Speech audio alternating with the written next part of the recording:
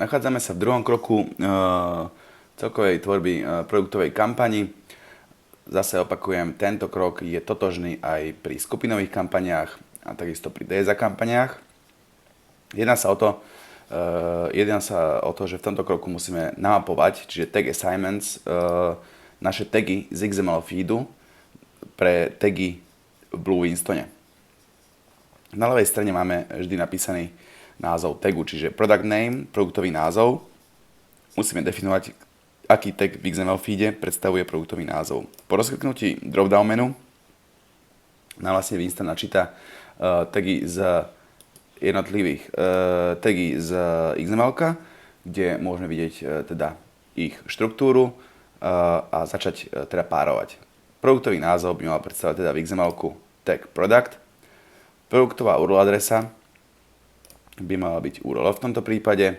Product price je teda price what. Category tag je category text. Manufacturer tag manufacturer. A potom tu máme ďalšie tagy, ktoré môžeme a samozrejme nemusíme využiť. Už pri týchto prvých vidíme niekde label filterable, to znamená, že sú filtrovateľné tieto labely, respektíve tieto tagy.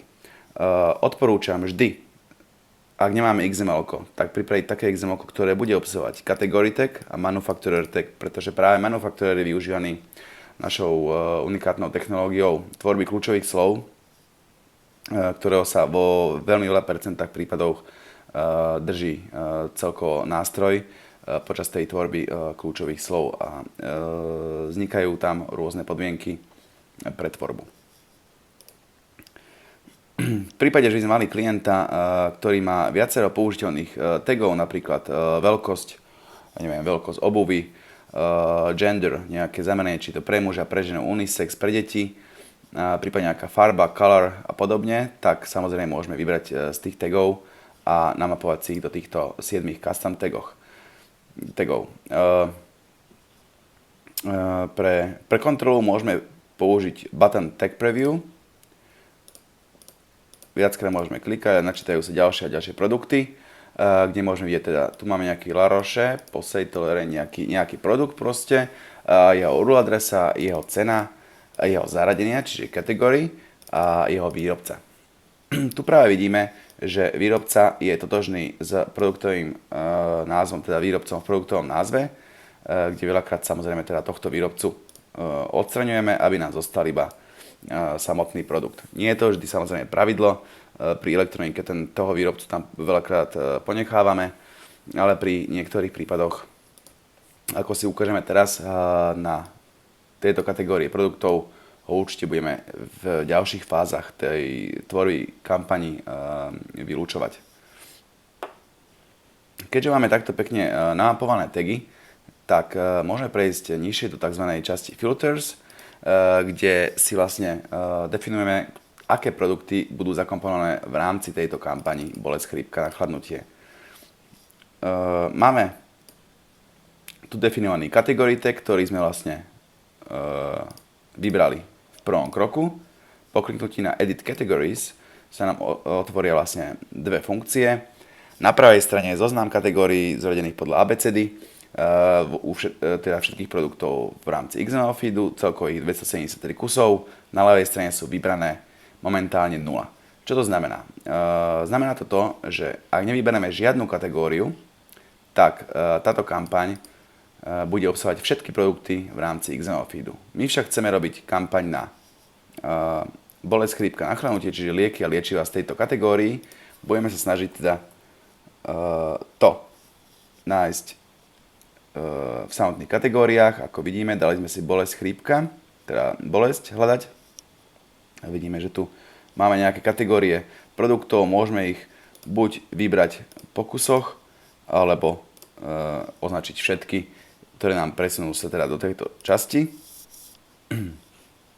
Na kontrolu môžeme vždy použiť napravo hore úplne button Preview Mode, klikneme na Refresh button a ten sa nám vlastne načíta, kde vidíme celkový počet produktov v XML je okolo 12 000 produktov a celkový počet produktov v rámci tejto kampane, ktorú ideme robiť, je 646 produktov. Manufacturer tag môžeme takisto filtrovať ako category tag s tým, že prípadne môže dojsť k prípadu, že chceme urobiť napríklad bolesť, chrípka, nachlanutie len na lieky napríklad Theresia Company. Vyfiltrujeme si tohto výrobcu a budeme mať produkty v tejto kampani iba tejto značky. Môžeme si to prefiltrovať a uvidíme, že celkovo 5 produktov tejto značky patrí do tejto kategórii produktov. Samozrejme, toto je málokedy stav, ktorý sa stane. Väčšinou robíme kampaň na všetky produkty, respektíve všetkých výrobcov v rámci týchto vybraných kategórií. Môže však byť nejaký dopyt od vášho klienta, alebo teda keď ste e-shop, tak priamo od vás, že chcete robiť napríklad kampaň na dajme tomu len nejaké značky, lebo viete, že práve týchto výrobcov máte najlepšie marže a viete na nich najviac teda zarobiť. Ďalšie filtry sú tu tzv. Forbidden words in product name a words must be in product name.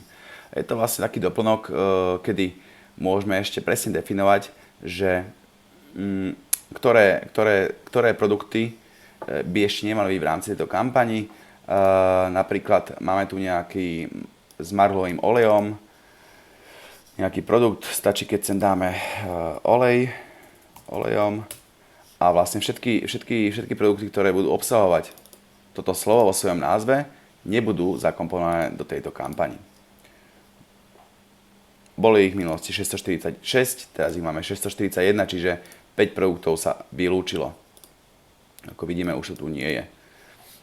Samozrejme, v tomto prípade to nespravíme. Táto funkcia Word must be in product name je vlastne obdobná tejto s tým, že práve tie produkty, ktoré budú obsahovať určité slovo alebo slovnú frázu, budú práve zakomponované v tejto kampani. Veľa raz sa používa táto funkcia aj z dôvodu, keď niekedy nemáme definovaného výrobcu v datafeede, prípadne kategóriu, čiže vieme to takto vyfiltrovať trošku lepšie. Additional filters sú zamerané na teda cenovú položku toho daného produktu. Môžeme napríklad začať inzerovať na produkty. Vidíme tu u klienta produkty cene 2 €, 3 € a podobne. Dajme tomu, že chceme inzerovať na produkty drahšie ako 5 €.